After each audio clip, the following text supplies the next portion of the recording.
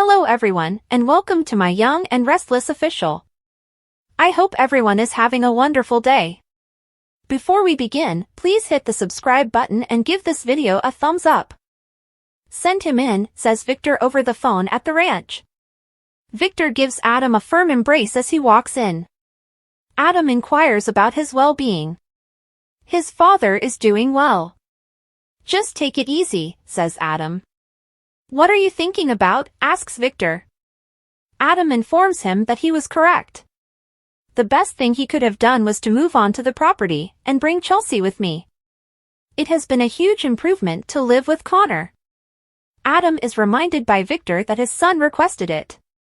Adam claims to be content. Victor believes Adam is as well, and he believes Chelsea is involved.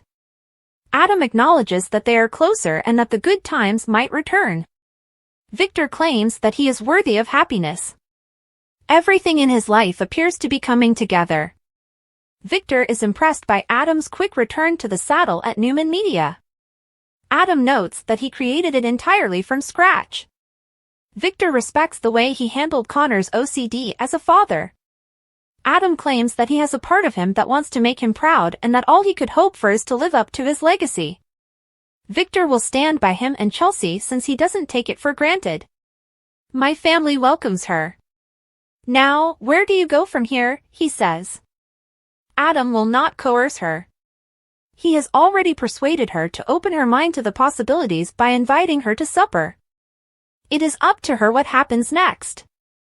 Victor is impressed by Chelsea's self-discovery. Adam is appreciative that he has a fresh perspective on her. He will always have Victor's support. Adam lets out a sigh. Being so in agreement with him is pleasant. He is appreciative. Victor is grateful for his words. Thanks, Dad, says Adam, nodding. Hell freezes over. Chelsea asks Chloe what she thinks at the former property. She believes she has entered the realm of the beast. At first, Chelsea also felt strange, but now it feels like home. You're not together with Adam? Chloe asks. Chelsea claims that although they are not yet officially back together, they are getting closer. Chloe is aware of his passion for Connor. According to Chelsea, he is an excellent father and has significantly reduced his selfishness. She asks Chloe to let her have it as she knows she thinks he's terrible news. She is taken aback when Chloe expresses her genuine happiness for her. Gawping, Chelsea asks, "Are you okay? Do you require medical care?" Chloe claims to have discovered the futility of cautioning others about their decisions. She appreciated Adam's handling of the problem with Connor, but she will never be his biggest fan. I didn't believe he was capable of it.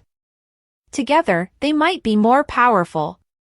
Chelsea should go grab Adam if that's what she wants. Chloe feels certain that she will choose what is best for herself. This is such a relief to Chelsea. She is ecstatic. Am I crazy to think that this time Adam and I can actually work it out? Why not? Shrugs Chloe. For the three of them, what could be better? Adam enters and gives Chloe a warm greeting. Before departing, Chloe bids Adam well and expresses gratitude to Chelsea for her hospitality. He tells Chelsea that he visited his father, who gives him his best wishes. Chelsea responds that she was helpful when Adam inquires about her visit. He assumes she instructed her to gather her belongings and flee. He is taken aback when Chelsea informs him that Chloe has blessed their reunion. Is that what this is? Hedges Adam. A reunion? Perhaps, she responds. Avoid blowing it. Never, he murmurs, and plants a kiss on her. Alan creates a complicated web.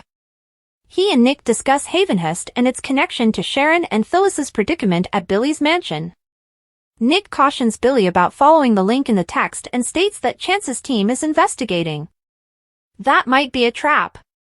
Billy claims it's their finest lead. Nick concludes that they ought to try it. Alan smirks and says, "Good luck," as he observes Sharon and Phyllis in the park attempting to pick the lock on the door of their locked chamber. More, death of Pamela Bach Hasselhoff.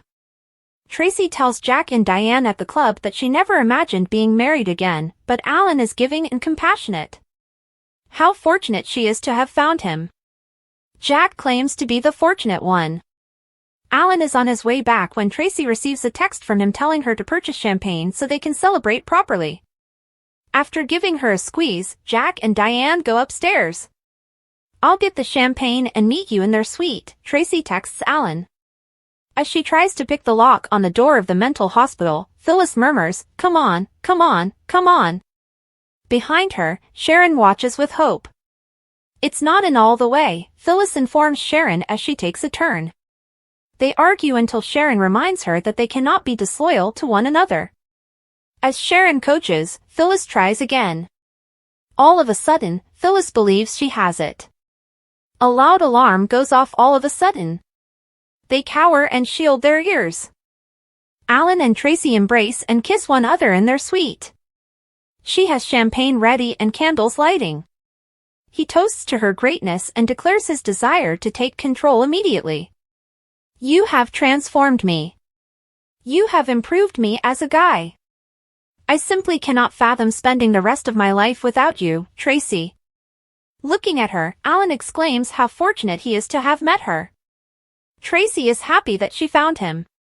He opens the box, takes out the engagement ring, and decides to make it official. Tracy assures him that it's ideal, just like him. He drops on one knee because he wants to do this correctly. "I cherish you. To me, you are everything. Are you going to marry me, Tracy Abbott?" Nothing would make her happier, she claims. She expresses gratitude to Alan for all of the enchantment he has brought into her life as he puts the ring on her finger. His phone pings and a notification about a possible breach appears as they are kissing. Phyllis is able to turn off the alarm at the hospital. "There must be another way," Sharon replies. "There's no other option," Phyllis shouts. Sharon is confident that they will be discovered. "Their relatives won't discover them," Phyllis screams. "They are in an unidentified clinic. How would they discover them?" Sharon is unsure. Before it's too late, Phyllis begs her to be honest with herself about whether or not one of their family members would ever make it there, much less discover them. At Billy's house, Nick calls Faith to reassure her before going back to Billy. A picture of Phyllis and Sharon in the hospital's locked room appears when he hits the link in the text message from the burner phone. Gripping, Billy exclaims, "What the hell?" They conclude that the facility is where the ladies are being held captive. Nick is more cautious, but Billy is prepared to go and assist them. Why would they disclose them the precise location of Phyllis and Sharon after taking them in the first place? Alan encourages a wedding. Jack informs Diane at Crimson Lights that Tracy hasn't been this joyful in a while. That's what Alan did. It's similar to the happiness she gave him. Jack acknowledges that he believed she might remain unmarried for the rest of her life, but that sometimes the right person enters your life after you stop searching. Jack is eager for Ashley and Billy to learn the truth. They are amazed at how well Alan blends in. There isn't a better love story that Tracy could have written. To Alan and Tracy, a toast. More, is Aristotle Dumas familiar to us? Alan presses Tracy to choose when they can tie the knot in their suite. He has no desire to wait. Tracy concurs that they shouldn't wait for very long. She would be happiest if they began their lives together as a married couple. Alan assures her that they will have an incredibly wonderful future. Phyllis offers a novel strategy. As she and Sharon struggle with their circumstances at the psychiatric hospital, Phyllis holds her head. Phyllis gives Sharon the card that was next to her on the couch and informs her that they enjoy riddles. This was the final hint. It wasn't here yesterday, so Sharon wonders where it came from. According to Phyllis, she swallowed something that caused her heart to stop, and then it showed up. Our captor is coming in here while we sleep, Sharon. While they are sleeping, the sick freak enters and plants clues. Phyllis worries, my God, we're at their mercy. What if they had been here and we had woken up? As Sharon points out, they have an advantage if they arrive at night. It will be necessary for one of them to be awake at all times while feigning sleep. They'll need to use a lot of cunning. Phyllis thinks of something else. There is an alternative. More lessons from beyond the gates for YNR. Sharon is told by Phyllis to locate the camera and turn it off, after which the sick freak will have to appear. If they can't see them, would they care? Asks Sharon.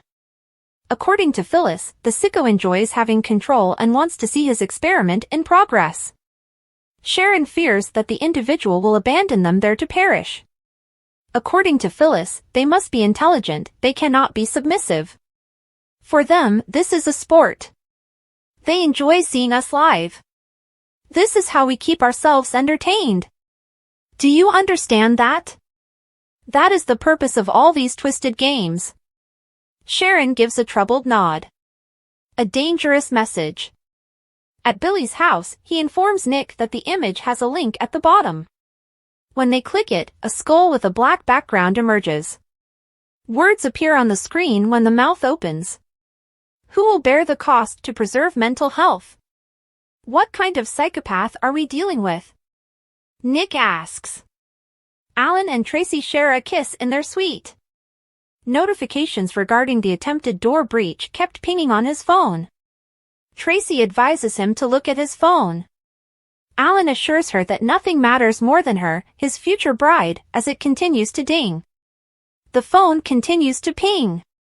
The sprawling narrative of life at the ranch and beyond unfolds with a tapestry of relationships, challenges, and emotional revelations. At the heart of it all is Victor Newman, the patriarch of the Newman family, whose presence looms large over the lives of those around him. In a poignant moment, Victor is seen on the phone, his voice commanding yet warm, as he instructs someone to send him in. The him in question is Adam Newman, Victor's son, who enters the room with a mix of apprehension and determination. The two share a brisk hug, a gesture that speaks volumes about their complicated but enduring bond. Adam, ever concerned about his father's well-being, inquires about Victor's health. Victor, ever the stoic, reassures him that he's feeling better, though Adam's warning to take it easy hints at the underlying tension of a man who has lived a life of relentless ambition and power. Victor, ever perceptive, cuts to the chase and asks Adam what's on his mind. Adam, with a sense of gratitude and relief, admits that his father was right, moving on to the ranch was the best decision he could have made. He adds, and bringing Chelsea with me, a statement that underscores the significance of Chelsea in his life. Living under the same roof with his son, Connor, has also been a positive change, and Adam acknowledges that Victor's advice has led to a newfound sense of stability and happiness. Victor, ever the pragmatist, reminds Adam that it was Connor who asked for this arrangement, subtly reinforcing the idea that family, despite its complexities, is worth fighting for. Adam's happiness is palpable, and Victor, ever observant, suspects that Chelsea has played a significant role in this transformation. Adam doesn't deny it, instead, he admits that they've grown closer and that there's a possibility of rekindling the good times they once shared. Victor, in a rare moment of vulnerability, tells Adam that he deserves happiness, a sentiment that carries the weight of years of strained relationships and missed opportunities. It seems that, for once, everything in Adam's life is falling into place, a stark contrast to the chaos that has often defined his existence. Victor, ever the proud father, admires how Adam has jumped back into the saddle at Newman Media, a company Adam built from the ground up. Victor's admiration extends to how Adam has handled Connor's OCD, a challenge that has tested Adam's patience and resilience as a father. Adam, ever seeking his father's approval, admits that part of him wants to make Victor proud. If he can live up to Victor's legacy, that's all he could hope for. Victor, ever the mentor, doesn't take this sentiment for granted and assures Adam of his support, not just for him but also for Chelsea. She's welcome in my family, Victor declares, a statement that signifies a significant shift in his attitude towards Chelsea. He then poses the question, now, where do you go from here? Adam, ever cautious, says he won't pressure Chelsea. He's already managed to have dinner with her and open her mind to the possibility of reconciliation. Whatever happens next, he leaves it up to her. Victor, ever the sage, admires how Chelsea has found herself, and Adam is grateful that his father sees her in a new light. Victor's unwavering support is a source of comfort for Adam, who sighs in relief, grateful to be so aligned with his father. The conversation ends with Adam expressing his gratitude, and Victor appreciating his son's words. It's a moment of rare harmony between the two, a testament to the enduring, if complicated, bond they share. Meanwhile, at the old ranch, Chelsea is deep in conversation with Chloe, her confidant and friend. Chloe, ever the skeptic, admits that she feels like she's walked into the belly of the beast, a reference to the Newman family's formidable reputation. Chelsea, who initially felt the same way, now sees the ranch as her home. Chloe, ever direct, asks if Chelsea is back together with Adam. Chelsea, ever cautious, says they're not officially back together, but they're on their way. Chloe, who has never been a fan of Adam, surprises Chelsea by saying she's happy for her. Chelsea, ever the joker, quips, "Are you okay? Do you need medical attention?" Chloe, ever the realist, admits that she's learned it's pointless to warn people about their choices. While she'll never be Adam's biggest fan, she admires how he's handled the situation with Connor. "I didn't think he had it in him," Chloe admits, a statement that speaks to the growth Adam has undergone. She concludes that maybe Chelsea and Adam are stronger together, and if Adam is what Chelsea wants, she should go for it. Chelsea, ever grateful for Chloe's support, is relieved to hear this. She admits that she's really happy and wonders if she's crazy to think that she and Adam can make it work this time.